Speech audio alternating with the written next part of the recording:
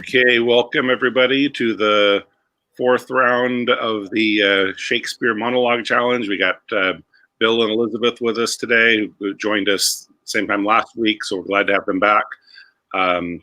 Elizabeth seems to be having trouble with her camera, getting that connected, but I see no reason why we can't still let her participate, even if we can't see her. So she did really well last week, and it's good to, looks like we just lost her, but we keep losing her, and I'll keep putting her back. But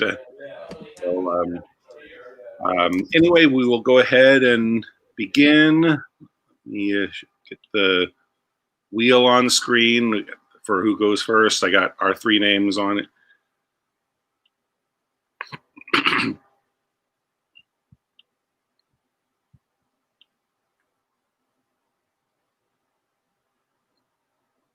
So.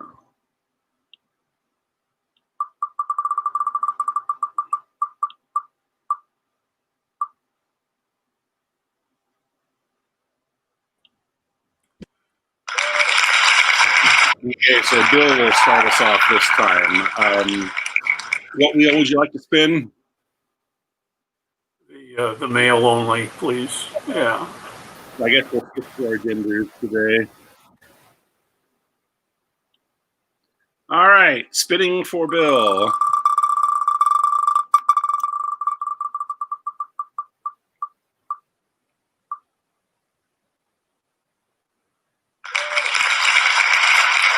Oh, so he's got Iago. Okay, let me see. That's Act 2, Scene 3. Okay. Yeah, I believe it's toward the very end of the scene. Okay. Act 2, Scene 3, toward the end of the scene.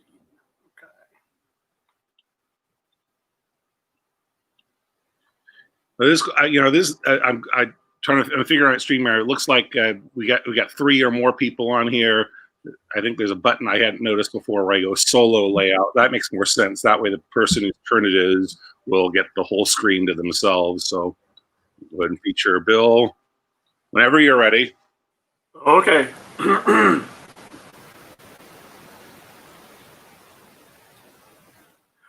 What's he then that says I play the villain? When this advice is free, I give an honest trouble to thinking, and indeed the course to win the war again.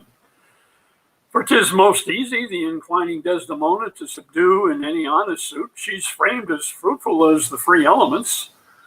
And then for her to win the Moor, work to announce his baptism, all seals and symbols of redeemed sin. His soul is so enfettered to her love that she may unmake, do what she list, even as her appetite shall play the god with his weak function.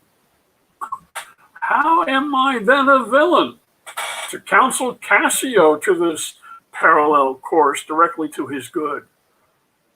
Divinity of hell, when devils will the blackest sins put on, they do suggest at first with heavenly shows, as I do now. For whiles this honest fool plies Desdemona to repair his fortunes, and she for him pleads strongly to the Moor, I'll pour pestilence into his ear, that she repeals him for her body's lust, and by how much she strives to do him good, she shall undo her credit unto the Moor.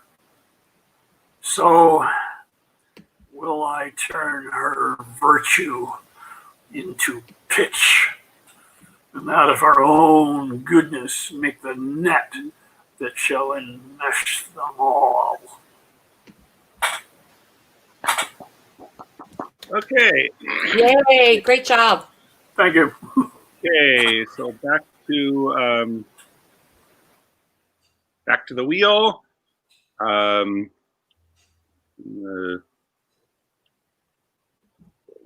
Just myself and Elizabeth now for who goes next.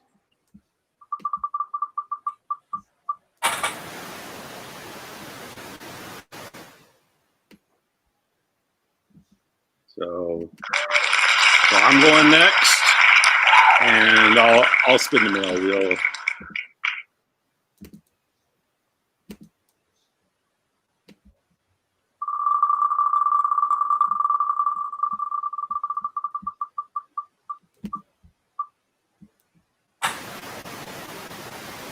right on the line.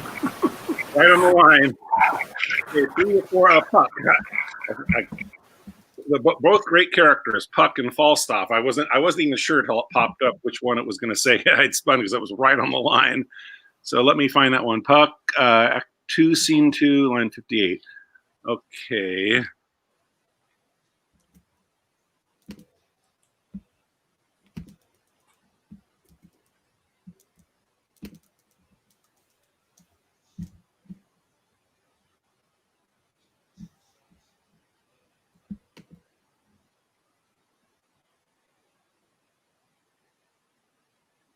All right. There you go. Through the forest have I gone, but Athenian found I none, on whose eyes I might approve this flower's force in stirring love. Night and silence, who is here? Weeds of Athens he doth wear. This is he, my master said, despised the Athenian maid. And hear the maiden sleeping sound on the dank and dirty ground. Pretty soul, and durst not lie near this lacklove, this kill courtesy. Churl, upon thy eyes I throw all the power this arm doth owe. When thou wakest, let love forbid sleep his seat on thy eyelid. So awake when I am gone, for I must now to Oberon. Very good. Okay, no, that's too bad. Looks like we're. Oh. Elizabeth, you still with us?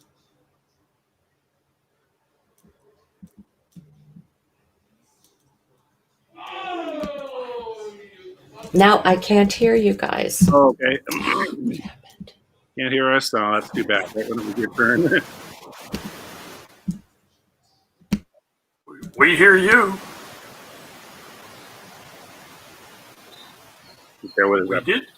We did hear you. Okay, can you hear us now, Elizabeth? That's too bad.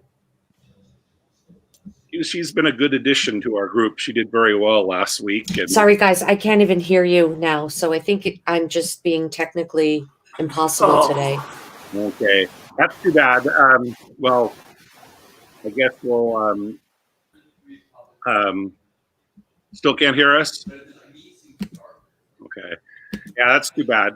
Hopefully, we'll get her back next week. I'll message her privately about how we've enjoyed having her, and that it's unfortunate she wasn't able to perform this time. I guess we'll just go back to. So I guess it's just you and me. Might as well play another round. I'm assuming. So we'll go back to another one. You're cool with doing another round, just you and me, right, Bill? Sure. Okay. So.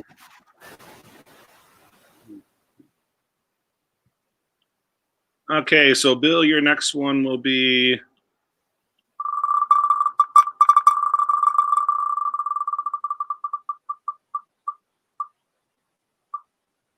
The Player King. Right. The Ferris speech.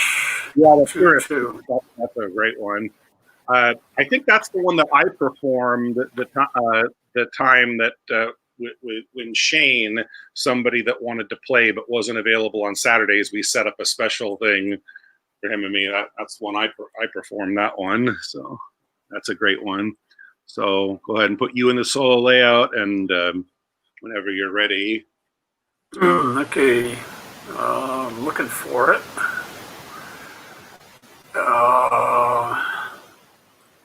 It's a long scene.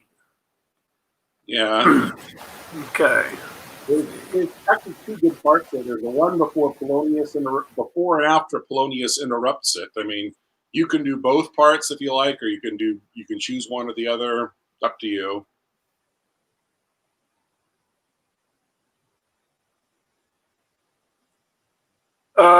Yeah, let me go as far as the interruption. Yeah. That's what I'm going to do. Is I'm going to if I ever spin that one for myself again, I'm going to say, well, hey, I've already performed the part from before Polonius interrupted them. I'll do the part. I'll start with Anon. He finds him striking too short at Greeks from after Polonius interrupts him. So okay, so you're going to do the first part whenever you're ready. When I read it to myself, I always think of it as being very stylized, not very natural. So I'm just going to read it and see how it comes out. I don't know. Go ahead. Anon he finds him striking too short at Greeks. His antique sword, rebellious to his arm, lies where it falls, repugnant to command. Unequal matched Pyrrhus at Priam drives, enraged, strikes wide. But the whiff and wind of his fell sword, the unnerved father falls. Then senseless Ilium, seeming to feel this blow, with flaming tops stoops to his base, and with a hideous crash, take prisoner Pyrrhus' ear. For lo, his sword, which was declining on the milky head of Reverend Priam, seemed in the air to stick. So as a painted tyrant, Pyrrhus stood like a neutral to his will and matter, did nothing. But, as we often see against some storm, a silence in the heavens, the rack stands still, the bold wind speechless, and the orb below is hush as death. Anon the dreadful thunder doth rend the region. So, after Pyrrhus' pause, aroused vengeance sets him new a work, and never fall on Mars' armor forged for proof etern, with less remorse than Pyrrhus' bleeding sword now falls on Priam. Out, out, thou strumpet fortune! All you gods in general synod, take away her power, break all the spokes and fellies from her wheel, and bowl the round nave down the hill of heaven as low as to the fiends. This is too long. I'm going to actually continue down. Run barefoot up and down, threatening the flames with beeson room, a clout upon her head, where late the diadem stood, and for a robe about her lank and all war-teamed loins a blanket, and the alarm of fear caught up. Who this had seen with tongue in venom steeped against fortune's state, which reason have pronounced. But if the gods themselves did see her then, when she saw Pyrrhus make malicious sport in mincing with his sword her husband's limbs, the instant burst of clamor that she made, unless things mortal move them not at all, would have made milch the burning eyes of heaven and passion in the gods. Okay. I should be crying at that point. Yeah. Okay, and then when they comment on there's tears in his eyes, what a great actor he is. I'm remembering, excuse me, Kenneth Branagh's uncut version that's 4 hours long. Charlton. I thought Charlton Heston was amazing in that. He was perfect for that. Kind of most of the stuff. I mean, he's kind of always an over actor and so forth, but for that particular part, that worked perfectly. Okay, well, good job. I'll spin the wheel for myself again now.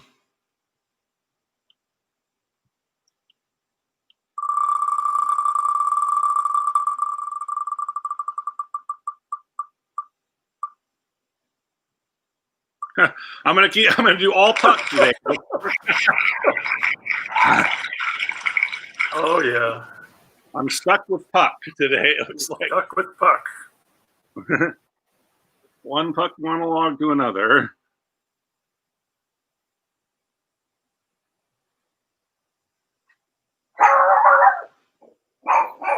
Oh, now we got another. All right.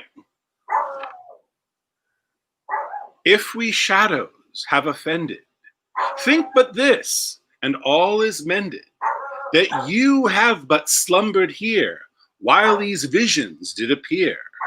And this weak and idle theme, no more yielding than a dream. Gentles, do not reprehend.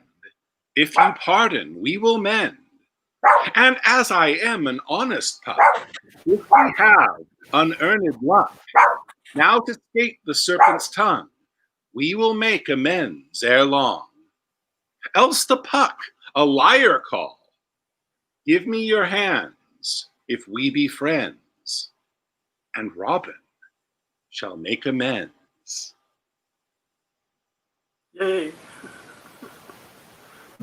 I said Robin should restore amends.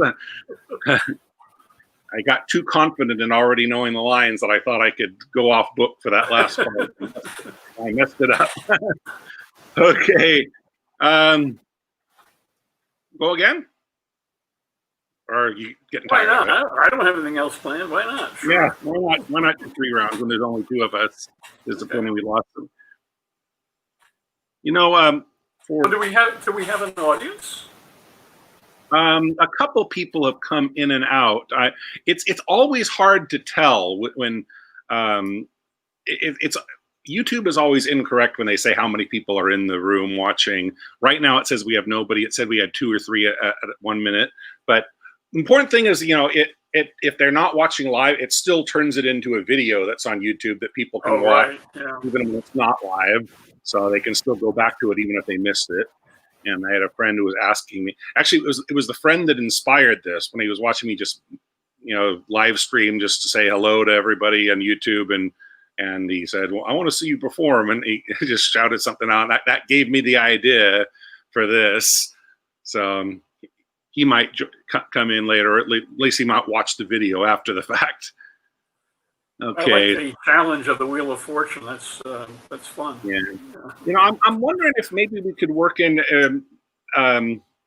especially since we do more than 1 round. I'm wondering if we could work in another wheel where we have. I know Shakespeare's big on long speeches, monologues, but I know there's a list of the best 2 character scenes. I wonder if we could work in randomly assigning 2 people who are playing to together play a one-on-one scene. Oh, that would be fun. Yeah.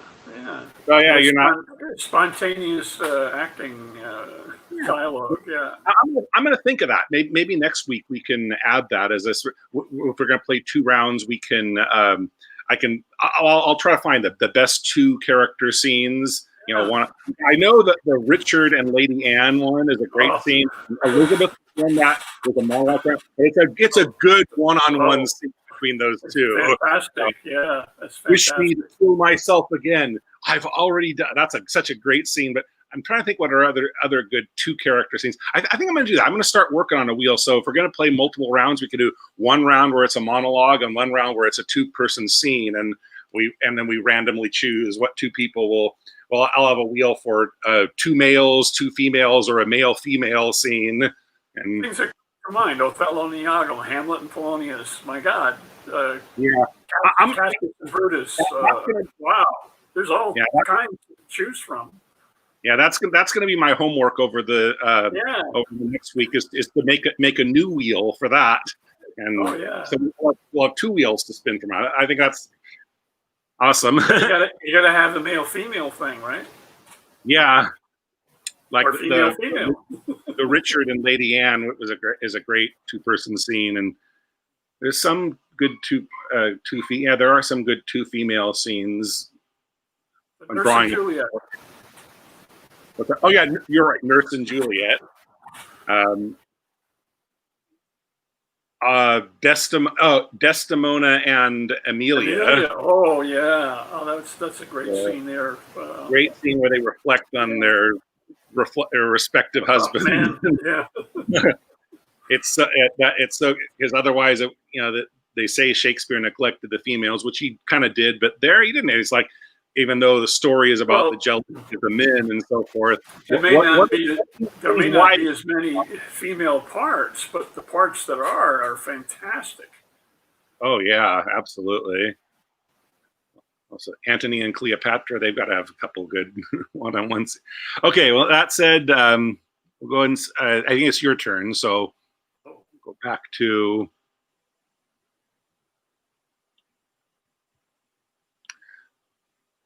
the wheel.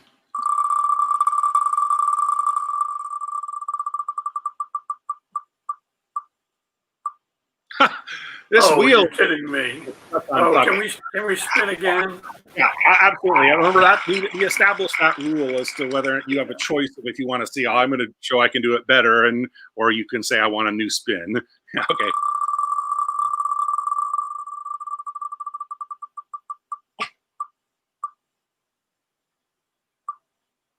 Whoa. This is crazy that when I put this many things on the wheel that we would keep spinning the same thing.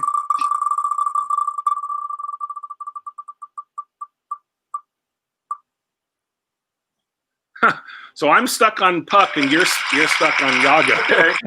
All right. Act 1, Scene 3. Act 1, Scene 3. Let's see.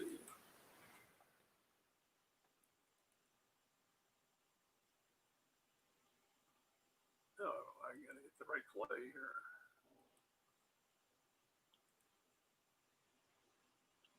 This is toward the end, right?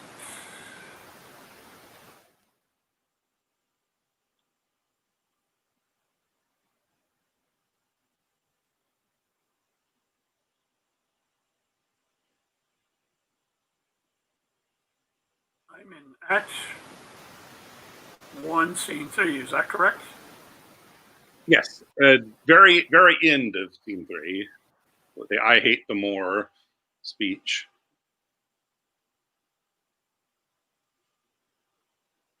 Oh, I see. It doesn't begin with that. Okay, I got it.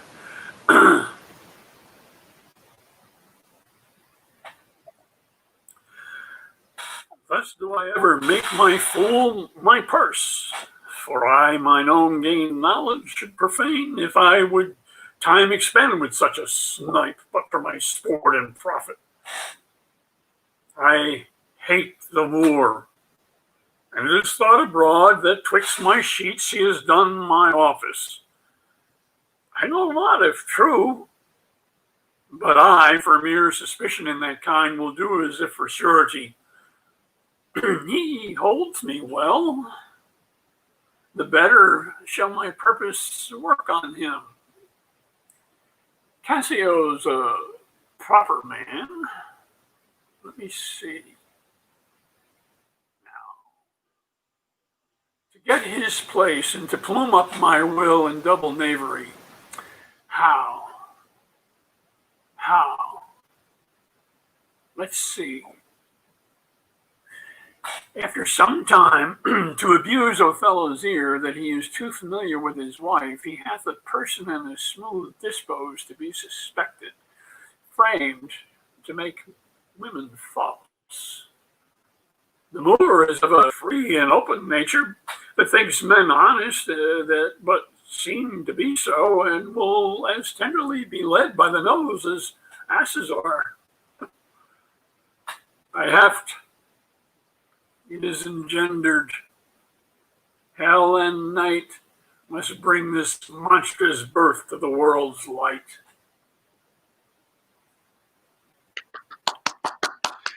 Okay, great. Thank you.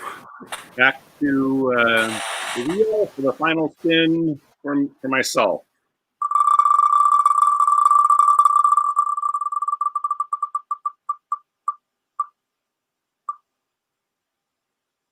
Oh, all the world. Great.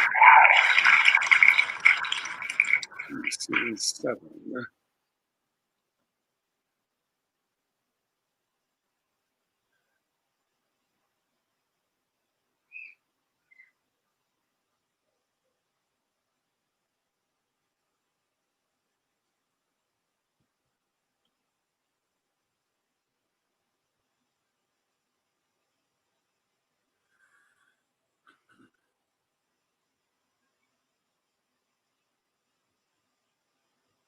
All right, you know.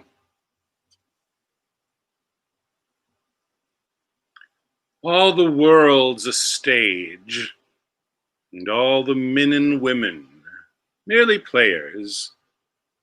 They have their exits and their entrances, and one man in his time plays many parts.